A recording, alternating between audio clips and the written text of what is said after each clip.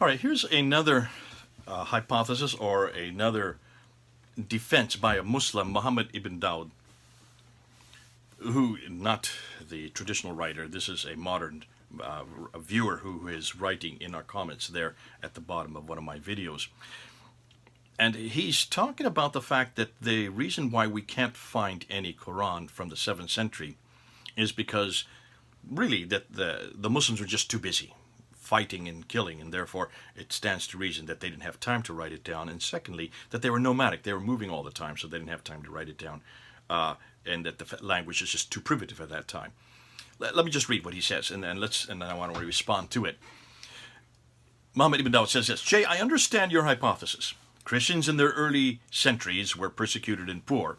That means financially, so they could only afford papyrus. And they had to write in secret because they were being persecuted. Yet, Muslims were wealthy and had access and money for parchments. They came from power, therefore they had all kinds of access to parchment, and they also had the control of the area. This does not answer Dr. David Wood's response, his too busy hypothesis, that the early Muslims were conquering so fast and violently, so they did not have time for writing the Quran.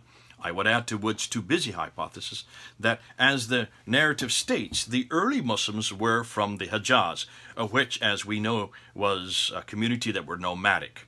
The language was primitive. Look at the fact that they didn't have any dots and vowels. They only had the rasm.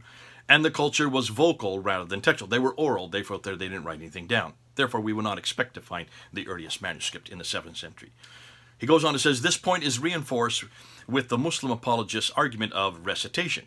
Here comes orality again. You know, every Muslim, whenever they run out of excuses for their documents, they always go back to orality or recitation. We can depend on the recitation, which could or could not have some truth to it. We don't know either way because there is no tangible evidence. Exactly. So therefore, it's nothing more than an excuse. You can't tell me that there was orality. You can't tell me that anything was recited because you have nothing to prove for it. You don't even have a reference to it. Could it be, he says, that David Wood is right with his too busy hypothesis, and you, Dr. Smith, are also right with the Uthmanic Quran being a fabrication, retrospective, or alluded to, it's attributed to. You seem to be concluding that if the Uthman Qurans are false, then the 7th century narrative was false. Is that correction? That a correct assumption? There's 3 things he's brought up here. I want to start with the third one and then go backwards. Because this last sentence, you seem to be concluding, therefore, that the Uthmanic Qurans are false. Not that they're false, they just don't exist. The narrative about the Uthmanic Quran is false. The narrative that comes from the 9th and 10th century is false because there's just nothing there. And I've been asking for this for 25 years, and I still cannot find evidence for an Uthmanic recension. And stop wasting my time with archetypes or Q documents. Quran, they always talk about. I'm not going to listen to that anymore. So yes, it is a false narrative. That is false. The narrative is false.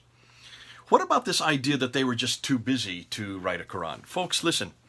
That's not what the traditions say. Listen, all you Muslims, if you're going to be depending on the tradition, then will you please quote the traditions? Because the traditions are very clear that there was a Quran there. I mean, just look at what Al-Bukhari says. Al-Bukhari says very clear that there was a Quran. It was first written down at the time of Abu Bakr in 632. It was then rewritten a second time in 652 by Uthman. That's not me saying it. That is Al-Bukhari, volume 6, book number 61, hadith number 510. Read it. It's there. And I don't know of any Muslim that disagrees with that. So, obviously, you cannot say that it was not written down. Your own traditions tell me it was written down. Every Muslim I meet tells me it was written down. So, forget about this too busy. The fact that they were warring, yes, is what's causing the problem, because that's why the first Quran had to be written down, because so many of those who had recited it, who had memorized it from hearing it from Muhammad, died in the Battle of Yamama. About 70 died, and they'd realized that if all of them died, there would be no Quran left. So that's why it had to be written down. And then the reason it had to be written down a second time is because there was many different there's so many differences that they had to create just one Quran. And that's why it was then rewritten in 652. Not me, that's what your traditions are saying. I disbelieve them. I agree with you, Muhammad ibn Dawud. I would agree with you on your third point. This is all nothing more than attribution. This is nothing more than fabrication. From the 9th century, redaction back to the 7th. These are redacted. Nothing more than that. But then you go on and say that because of the fact that they were nomadic and that they had a primitive text, and that they were vocal. Therefore, we wouldn't expect to have a Quran. Well, again, that just contradicts everything your traditions tell you. So be careful. Are you going to go with the traditions or not? If you're going to throw away the traditions, then we can talk on even space, because we're talking from the same premise. Then what do you have? Then where does this book come from? Where does it exist? This book here. This is your Quran. Where does it come from? If it's just if you are nomadic and you're moving all over the place, therefore you can't write it down, and you are primitive as far as the Arabic is concerned, and I agree with it. The Arabic there was Nabatean Aramaic, and it only had 16 consonantal consonants, so therefore it was very archaic, and I don't understand why God in his wisdom would ever choose Arabic if it couldn't even accommodate his revelation. Nonetheless, if you disagree that therefore, because of the fact it was primitive, because of the fact that they were nomadic, because of the fact that they were warring all the time, and also, as you were saying, because of the fact that they were oral, therefore it could not be used. Can you see? Those four things you're trying to make excuses for.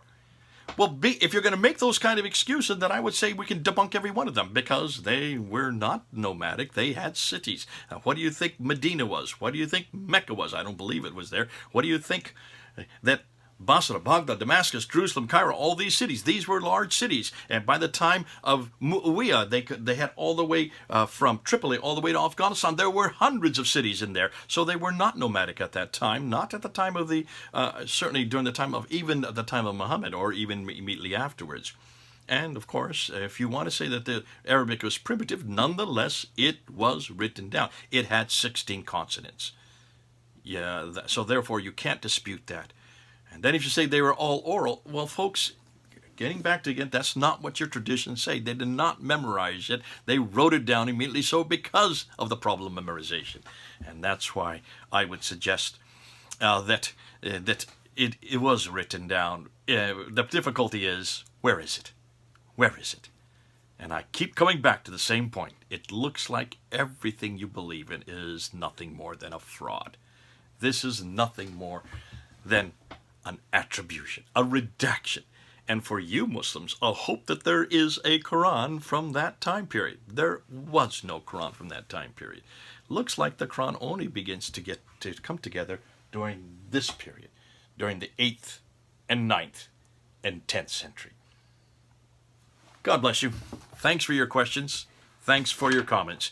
Keep them coming, and I'll try to answer them as best I can.